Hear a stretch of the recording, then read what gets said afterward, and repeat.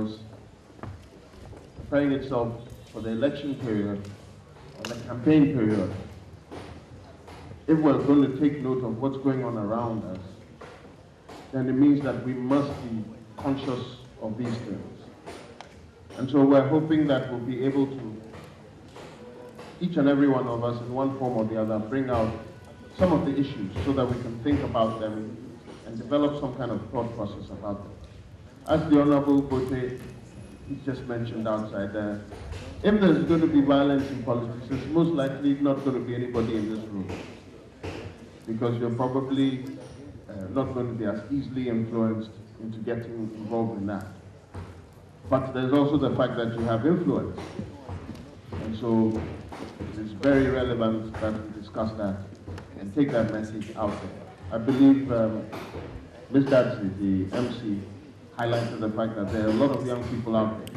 The KIA, the truck pushers, the young men and women who are selling phone cards on the streets, those out in the villages. Madam Zaria Hassan talked about people up north, young people who sit around and in their opinion do nothing. All these people fall into that category of people who potentially could be the lead in any violent act. But so this is the general discussion, but it needs resource people, it needs people to lead it. And as you've already met the Honorable Dan Bote, I'd leave the other two gentlemen, although I know one of them, to introduce themselves. And we'll start off with the last person who will introduce himself. Everybody has an initial 5 minutes. I'll be speaking, I'll be sharing some thoughts from the research perspective. And so, as Nana indicated, it means that I zoom into it. Right, my good friend helped me to bring the presentation to your attention. I'm not giving it 5 minutes, but I'll do well to. I'm sure that those who are working in politics, in the process by which groups of people, take decisions collectively, and if you want to look at the origin and so on and so forth, you can do those searches. But I look at a definition by our last one, which is, talks about everything, but it's very crisp. It says who gets what, when, and how. Now, you often hear young people saying that I'm not interested in politics and so on and so forth. You can never not be interested in politics. And I'm sure people like Nana and Dan, once you get the opportunity to speak, will give you a non-warring condition of a nation. Now, I go on to define democracy. Democracy is a political system in which members of a society have an equal share of formal political power. And in this sense, what equal share we have is the rights that each and every one of us has to vote. And so we don't just vote and sit on the fence. And I'm sure that is also something that will come from the subsequent speech. There are things that we need to do, and it is something that all of us need to do. Now, I go on to look at what happened in the ancient Greek era, where opinions were shaped through theatre. And so today, what shapes opinions of people as far as politics is concerned? Now, the issue of our constitution is also very germane as you look at elections and politics. Now, just go back on that. Now, it says that once the constitution is in place, the politician needs to take the appropriate measures to maintain it, to introduce reforms when it finds them necessary, and to prevent development which might subvert the political system. And so this is something that all of us are interested in. Now, when Mr. Namboche got the opportunity to speak earlier, he was talking about what they wanted to do. That wasn't to subvert a democracy, but to subvert a dictatorship. And that is something that the Constitution of Ghana enjoins all of us to do. Anything that stands to subvert the Constitution that is being operated today. It is incumbent on every one of us in this room and everybody who is a citizen of this country to subvert those processes rather than allowing the Constitution of Ghana to subvert them. We can move on. Now, what role do you play in Ghanaian politics? They are involved in political organization, they are involved in implementing political strategy, and they vote and contest for elections when they are qualified. They bring fresh ideas and things. They are supposed to bring fresh ideas and think politics over the years. Now, in the pre-colonial era, young people were hardly involved in the way governance was organized. What they did was to be engaged in productive activities, but they were not, as it were, youth organizations that were, as vociferous as you can find today and under some republics before the one that we are popular. Now, during the colonial era, you can talk about the UJCC, which was the first political organization to be formed in Ghana. And I looked at Nkrumah, and how he became who he was. Nkrumah and his breakaway from the CPP, and UJCC to form the CPP, was hosted by the youth enthusiasm. But for the enthusiastic youth who gave Nkrumah an impression that, hey, you are the show boy, you are this, you are that. There was no way Nkrumah could on his own leave the UDCC and go and form a political party, which is expected to be, living the test of time. But you and I are witnesses to whether or not the CDP can stand the test of time. And the success of the CDP as a mass movement, as an anti-colonial movement, with the demonstrations and strikes and so on and so forth, was driven by the enthusiasm of the young people.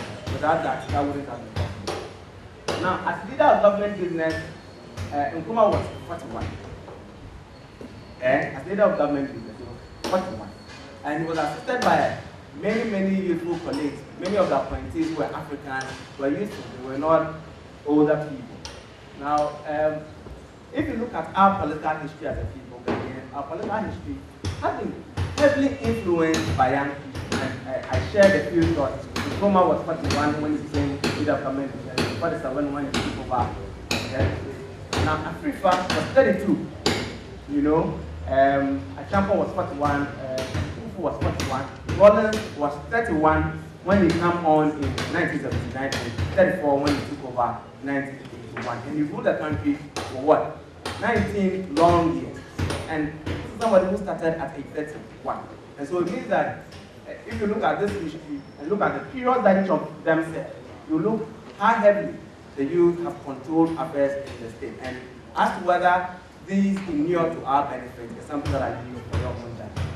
Now, under the current republic, I looked at some members of parliament, particularly Dominic Nitu, who entered parliament at a very young age. He was about 25. He was about 25 when he entered parliament for the first time from Unila.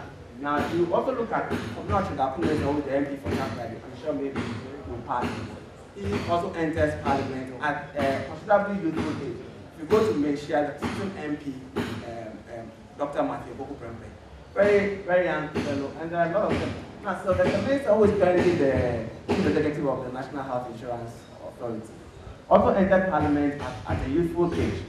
Not just in Muntakabo Barak, the famous sports minister, former sports minister, also entered parliament at a relatively younger age. And so, in terms of what roles the youth have played under the current dispensation, there are many young people you can identify who are taking position. Now, the current regime has also appointed a lot of youthful individuals, and I list some of the names: Kutatwa Blakwa, and so on. But there are some interesting issues. Now, how we have fared, I'll leave that to the judgment. Let's move on to the next one. Expected conduct. Now, this is where, for me, it's very crucial. We all expected that the youth will learn from the experiences of the older folks and guard against their shortfalls. They will conduct themselves decently, including the use of decorous language, push ideas that ultimately will promote unity, demand accountability, inform, educate, and aid greater understanding of political issues among the general populace. Let's move on to the next one. This is, has the conduct of the youth politics promoted peace?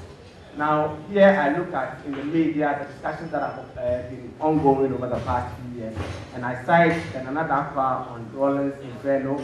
I cite Derek Ejay, who suggests that he has a list of gay MPs, and then I'll go on to also look at John Kuma, who suggested that the assistant president is gay, and then Kobia Champon, who's been everywhere. All of us, if you've been following the news, you've heard Kobia Champon everywhere. Now, the continued use of youth for political violence, this is something that has been said over and over again. And when Mr. Nambocho was talking, he mentioned Apitia. I wasn't an observer, I was a participant. And I saw what happened in Apitia. For the first time in my life, that is when I saw gunshots being fired. At a point, myself and Remam of TV3 found ourselves in a woman's kitchen in Apitia. This woman whose kitchen we were seeking shelter was still cooking her banku when the gunshots were fired.